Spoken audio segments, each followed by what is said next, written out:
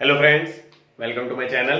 आज हम पढ़ने वाले हैं गढ़वाल के पवार वंश के बारे में, जो पीछे हमने स्टार्ट किया था पिछले लेक्चर में। गढ़वाल में पवार वंश की उत्पत्ति या भारत में परमारों की उत्पत्ति किस प्रकार से हुई और किस प्रकार पवार वंश जो है या परमार वंश उत्तराखंड के गढ़वाल में किस प्रकार से स्थापित हुआ था, इसके बारे में हमने डिस्कस किया था। ठीक है, तो आज आगे बढ़ते हैं।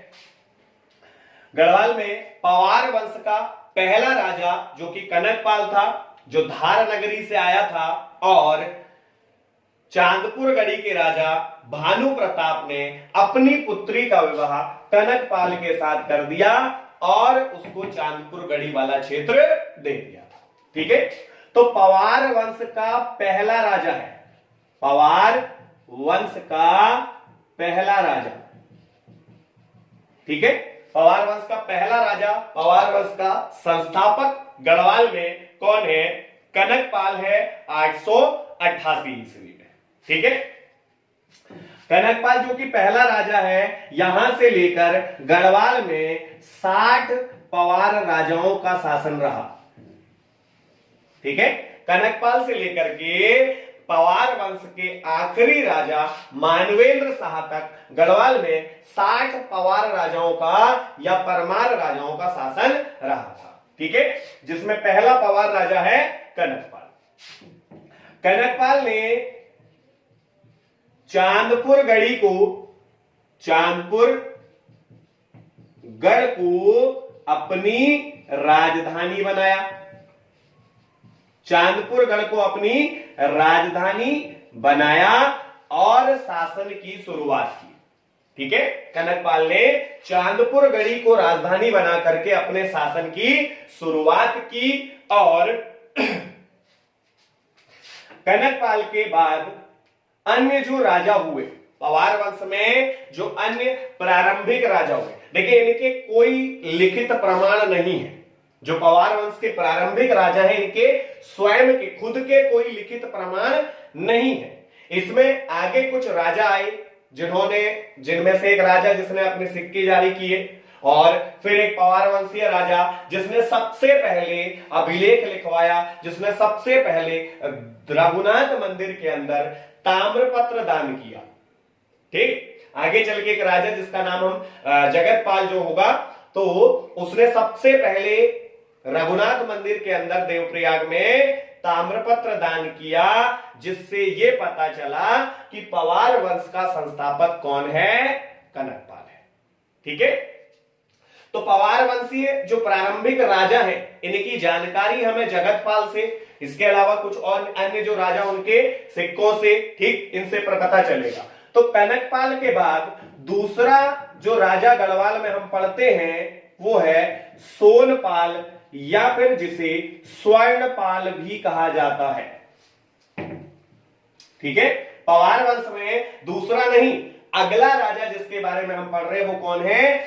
सोनपाल है, और ये पवार वंश का 24वां राजा है। पवार वंश का 24वां राजा। देखो मैंने बोला इनके कोई लिखित प्रमाण हमारे पास नहीं है, इस वजह से जिनके प्रमाण मिलेंगे हम केवल उन्हीं के बारे में पढ़ रहे हैं। ठीक, कनकपाल के बारे में हमें पता चला कहां से? जगतपाल के अभिलेख से। ठीक, ऐसे ही स्वर्णपाल, इसके बारे में भी हमें पता चला। देखिए स्वर्णपाल जो है, इसके बारे में पता चलता है कि इसने भेलंग घाटी को अपनी राजधानी बनाया था। इसने भेलंग घाटी को अपनी राजधानी बनाया था, ऐसा सोनपाल के बारे में या स्वर्णपाल के बारे में पता चलता है। ठीक है,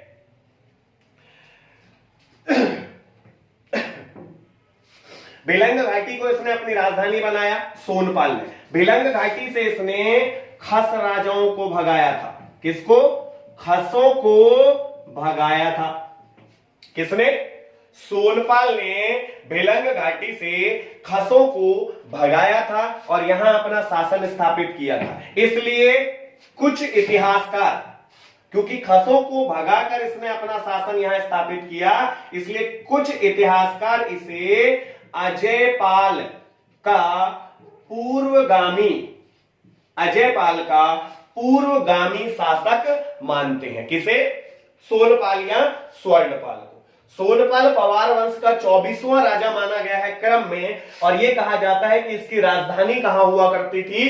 भेलंग घाटी में। भेलंग घाटी को इसने अपनी राजधानी बनाया और भेलंग घाटी से खसों को इसने भगाया था, इसलिए इसे अजयपाल का पूर्वगामी कह रहे हैं, क्योंकि अजयपाल से पहले के राजाओं में संभवतः यह पहला राजा है जिसके बारे में यह पता चल रहा है कि इसने कोई युद्ध लड़ा या किसी को भगा करके भेलंग घाटी से अपना शासन स्थापित किया है।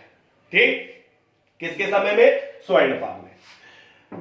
स्वर्णपाल के बाद के जो कुछ राजा हुए, स्वर्णपाल के बाद के जो कुछ राजा हुए, इन्होंने भी भेलंग घाटी को ही राजधानी बनाए रखा, भेलंग घाटी को राजधानी बनाए रखा, और इसके बाद के इन राजाओं को सोन वंशीय राजा, इसके बाद के इन राजाओं को सोन वंशीय राजा भी कहा जाता है। सोनपाल या स्वर्णपाल के बाद के वो राजा जिन्होंने भेलंग घाटी को ही अपनी राजधानी बनाए रखा, उनको क्या कहा जाता है? सोन वंशीय राजा भी उनको कहा जाता है। ठीक, और सोनपाल के समय में जो भेलंग घाटी थी, इस भेलंग घाटी को सोनी भेलंग, इस सोन भेलंग घाटी को क्या कहा जाता था? सोनी भेलंग कहा जाता था। सोनपाल ने इसको विजित किया था, इसलिए इसको सोनी भेलंग भी कहा जाता था। ठीक है, इसके बाद पवार वंश का अगला राजा जिसके बारे में हमें जानकारी मिलती है वो है लखनपाल। पवार वंश का अगला राजा जिसके बारे में जानकारी प्राप्त होती है वो कौन है? लखनपाल है। ठीक है, लखनपाल। लखनपाल पवार वंश का अगला राजा, ये पवार वंश का पहला राजा है, पवार वंश का पहला राजा है जिसकी स्वयं की मुद्राएं प्राप्त हुई हैं, जिसकी स्वयं की मुद्राएं प्राप्त हुई है। यानी पवार वंश में, गढ़वाल में पहला व्यक्ति है लखनपाल जिसने खुद के सिक्के चलाए हैं, जिसने खुद के सिक्के चलाए हैं। इसीलिए कुछ इतिहासकार इसे भेलंग घाटी का, भेलंग घाटी का पहला स्वतंत्र शासक, पहला स्वतंत्र शासक भी मानते हैं। किसे? लखनपाल को भेलंग घाटी का पहला स्वतंत्र शासक भी माना जाता है, क्योंकि भेलंग घाटी में शासन करने वाला यह पहला राजा है जिसने खुद के सिक्के चलाए थे। ठीक, इसके बाद अगला जो राजा है वो है अनंतपाल। अगला राजा अनंतपाल। अनंतपाल के समय में कुछ महत्वपूर्ण नहीं है, लेकिन अनंतपाल के धारसील अभिलेख से, धारसील लेख से हमें यह पता चला क्या कि पवार राजाओं की राजधानी, कि पवारों की राजधानी भेलंग घाटी भी रही, भेलंग घाटी भी रही। किससे?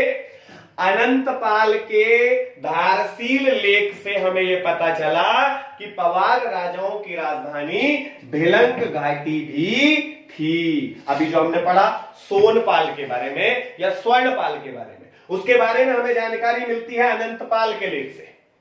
ठीक, लखनपाल के सिक्के हमें प्राप्त होते हैं सबसे पहले। कनकपाल जो पहला राजा था उसके बारे में जानकारी हमें प्राप्त होगी किससे? आगे अगला राजा इसके बाद जो आएगा उससे। ठीक है, अनंतपाल के बाद अगला पवार वंशीय शासक, अगला पवार वंशीय शासक जिसका नाम है जगतपाल। अगला पवार वंशीय राजा कौन है? जगतपाल है, और जगतपाल का 1450 का 1450 का एक ताम्रपत्र देवप्रयाग के रघुनाथ मंदिर से प्राप्त हुआ है। ठीक है, कहां से प्राप्त हुआ है? देवप्रयाग के रघुनाथ मंदिर से एक ताम्रपत्र हमें प्राप्त हुआ है, जगतपाल का 1450 ईस्वी का। ठीक है, तो जगतपाल पहला राजा है, जगतपाल पहला राजा है जिसने अभिलेख लिखवाए, जिसने अभिलेख लिखवाए। पवार वंश का पहला राजा जिसने अभिलेख लिखवाए, जिसने ताम्रपत्र दान दिया देवप्रयाग मंदिर में। और जगतपाल के बाद जितने भी राजा हैं, जगतपाल के बाद जितने भी राजा आए, सभी के ताम्रपत्र प्राप्त हुए हैं। कहां से? देवप्रयाग मंदिर से। ठीक है, जगतपाल पहला राजा है जिसका ताम्रपत्र हमें प्राप्त हुआ है देवप्रयाग के रघुनाथ मंदिर से, और उसकी डेट क्या है? 1450 ईस्वी का वो अभिलेख, वो ताम्रपत्र हमें प्राप्त हुआ है। और इसके बाद जितने भी पवार राजा हुए, सभी के ताम्रपत्र हमें देवप्रयाग के रघुनाथ मंदिर से प्राप्त हुए हैं। ठीक है, और इसका जो ताम्रपत्र हमें देवप्रयाग से प्राप्त हुआ, इसके ताम्रपत्र में बताया गया कि पवार वंश का संस्थापक कनकपाल है। ठीक है, तो 888, देखो जगतपाल से पहले के जितने भी राजा हमने बोला उनके कोई खास ज्यादा प्रमाण हमारे पास नहीं है। जगतपाल पहला राजा है जिसने ताम्रपत्र देवप्रयाग मंदिर में दान दिया। ठीक, ताम्रपत्र लिखवाया और देवप्रयाग मंदिर में दिया। तो इसके ताम्रपत्र से हमें पता चला कि पवार वंश की स्थापना 888 ईस्वी में कनकपाल ने करी थी। ठीक है, तो एक दूसरे से पता चलेगा। इससे पहले अनंतपाल के लेख से हमें पता चला था सोनपाल के बारे में, कि सोनपाल ने भिलंग घाटी को राजधानी बनाया था।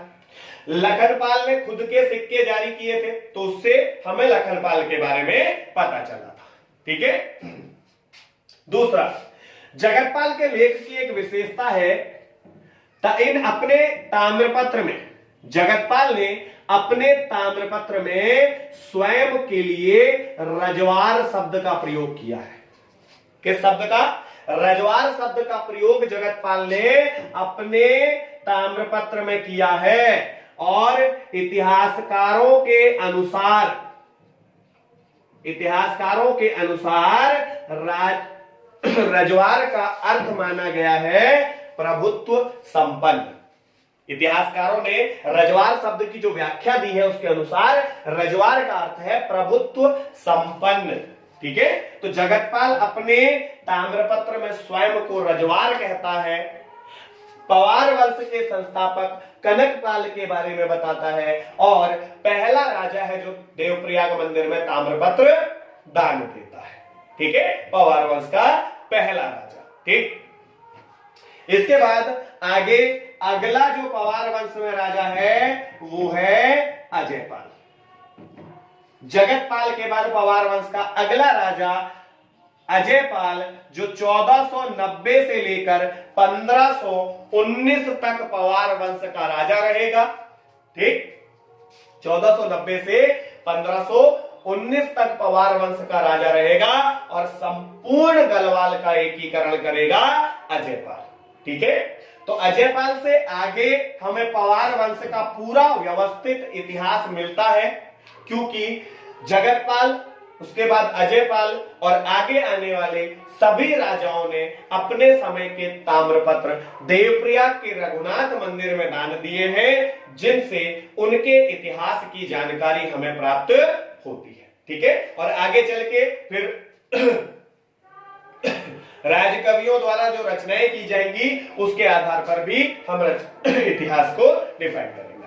ठीक है।